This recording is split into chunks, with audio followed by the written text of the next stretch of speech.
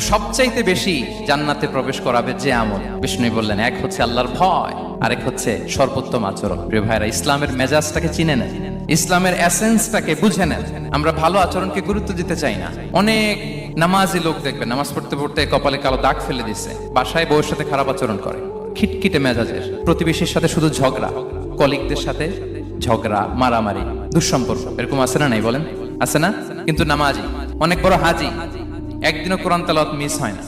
তো এত আবাদত করেও সে ইসলামের আসল এসেন্সটাকে ধরতে পারেনি। বিষ্ণু বললেন, সবচেয়ে বেশি জান্নাতে প্রবেশ করাবে যে দুটি আমল, একটি হচ্ছে তাকওয়াল্লাহ, আল্লাহর ভয়, আরেকটি হচ্ছে উত্তম আচরণ, সর্বোত্তম আচরণ। তো আমরা যেন উত্তম আচরণের অধিকারী হই, আমার স্ত্রীর সাথে যেন ভালো আচরণ করি, প্রতিবেশীর সাথে যেন ভালো আচরণ করি, ছেলে মেয়েদের সাথে যেন আমাদের অ্যাটিটিউডটা ভালো থাকে, আচরণটা ভালো থাকে, কলিগের সাথে যেন ভালো থাকে। বিশ্বনবীর আচরণ যেমন ছিল তেমন আচরণ যেন আমরা গড়ে তুলতে পারি। আওয়াজ করে পড়ুন আমিন।